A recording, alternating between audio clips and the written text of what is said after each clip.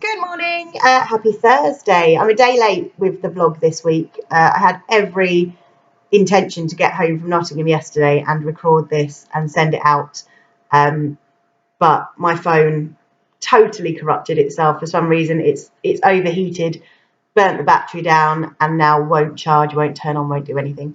So that's a bit worrying. I'm going to go and try and get that sorted out after work today. I'm lost without my phone. I don't know what's wrong with it and I want it to be fixed. And it's awful. It's awful how much I feel like I need it to be fixed because I just want it there. I just want it there, and I want to know that people can get hold of me if they need me, or that I'm not missing out on something and things like that. It's really bad how reliant we are now on social media and technology to get us through the day. I went and had a bath last night when I got in. And usually I sit in the bath scrolling through Facebook and Instagram and things like that and just kind of catching up on the day and what everyone else in my friends group is doing. I couldn't do it last night. It was weird. So I don't know what anybody's doing anymore, which is probably how my life was when I was a kid. You'd go and see somebody and find out what they were doing and what they were up to. Whereas now I have to log on to the laptop and sit down in front of that, so I can't do anything on the go. It's horrible. I hate it. I hate how reliant I am on that little device that sits in my hand. But I did reignite my love of reading last night, because I'm not one of those that can just lie in the bath and wallow. I have to do something. So I picked up this book, which has been in my cupboard for ages, and is called The 100-Year-Old Man Who Climbed Out of the Window and Disappeared. And so far it's really good. I'm not that far into it, but I've got probably 3 or 4 chapters in and loving it. It's really nice to kind of have a book, a proper paperback book, because I'm so used to reading things on the phone or on my Kindle that actually sitting down and having flicking through pages and things like that is really nice. I don't get to read as much as I'd like to. Anyone that knows me, I think, knows that I've got a huge stash of books at home, half of which are read and I just can't part with, and the other half which I've bought going, I'm going to read that looks really good, and haven't got the time or haven't got around to doing it yet. I'm going to try and read more without ignoring the kids. Is that possible? Can you do that? It used to be, I think when Arthur had his bedtime at kind of 6 o'clock, it was quite nice because you could just kick back in the evening when Erin was asleep and read. But now Arthur doesn't fall asleep until 9, 10 o'clock because he gave his dummy and his bottles to the Easter Bunny, and it seems to have totally thrown his bedtime out. And it's not like he's even tired and grouchy and not going to bed. He's just full of beans. Totally mental until 9 o'clock-ish at night, when he then starts to wind down and just wants to sit down. And the most annoying thing is him going to bed late doesn't even make him wake up later. He's still kind of up at 7-ish most mornings. He wandered into our bedroom at 6 o'clock this morning. Why is that? How does that work? If I don't go to bed until midnight, I don't want to get up until God knows what time the next day. I have to because the kids wake me up, but I don't want to. It's not fair. How can kids do that? Not on. So yeah, it's Thursday and I'm in the shop. So I have 18 minutes to get this done. Wish me luck. So what have I got to tell you? We obviously went to London, and I've done a little vlog from there. It was lovely. It was really nice to get away and just be a couple and see the sights of London and things like that. Missed the kids loads. I was very, very good in the fact that I didn't phone mum every half hour. Just kind of once a day to check they were being good and behaving themselves, which they were. They were really good for her. So thank you, Arthur and Erin, when you watch this later on. But it was really nice to get away with just Liam. It kind of reminded us, I think, why we were together. Because when life takes over and you've got kids to look after and houses to run and things like that, I think it's very easy to lapse on your attention to each other. So it was really nice to get away and just have that one person to talk to and laugh with and well, do everything with, really.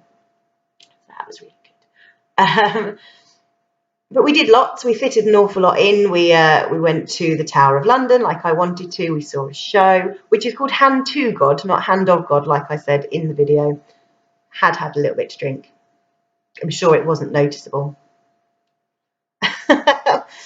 What else did we do? Went to Planet Hollywood. We went to a Japanese restaurant. We did lots of eating. The diet's really gone out the window the past week and a half. I'm not looking forward to weigh-in next Tuesday. I'm going to be really good for the next, where are we? Thursday, Friday, Saturday, Sunday, Monday. The next 5 days, and hopefully that will counteract some of the junk food that I ate over the past week.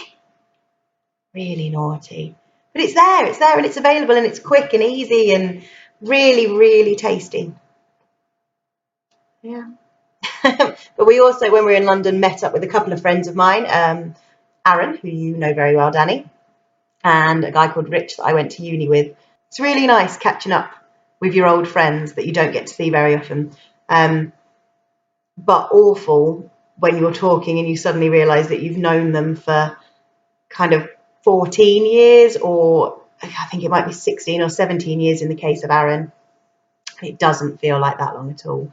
It feels like maybe 8 years, 8, 9 at a stretch. University wasn't 14 years ago. That is a scary thought. It's awful. Where's the time gone? I mean, I know people say that time flies, but that's ridiculous. But it does. I mean, I talk about the millennium like it was, I don't know, 10 years ago. It wasn't. It was 16. That's scary. And the worst thing is when you talk to people and you say, oh, I've known so-and-so for this many years, and they go, oh, I was still in school. And you think, yeah, shut up. Horrible. I'm feeling old. That makes you feel really, really old. I don't like it. I want to be 21 again. I want to be able to drink and not have hangovers again.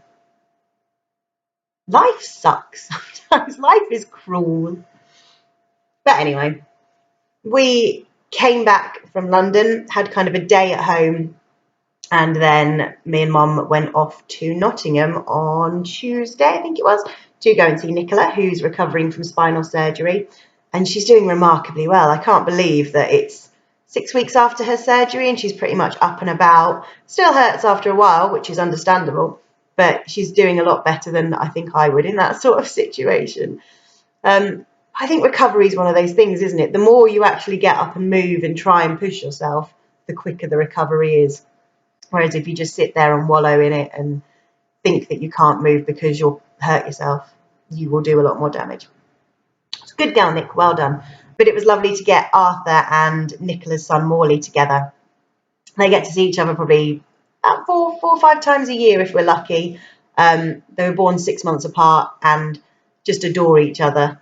Really, really get along well. They're both going through that stage at the moment where sharing is a bit of a difficult thing, which, I mean, I'm 30 plus and I still don't like sharing. So I can totally understand why a kid wouldn't want to share.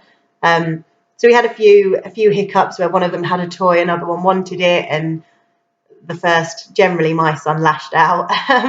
But, you know, quickly rectified. We had a bit of a scolding, told them to say sorry, and before they know it, they were playing again quite happily.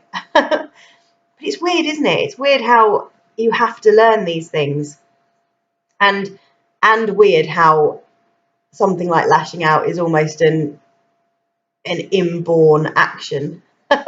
I've never taught him to hit, I certainly know that. So where he's got it from, I'm not sure. But kids say. Not really much more to tell you. We've got a big booking in the restaurant on Saturday, so we've got 20 people in. It's the first one I've done in a long time, so I'm looking forward to it. But it's been a while. Got to try and catch up on all my cocktail making skills. But other than that, I don't think there's much more. I better open the shop, really. What are we? I've got 5 minutes. 5 minutes to open the shop, have a coffee, sort myself out. So I will leave you there and try and edit this throughout the day. Love you, and bye-bye.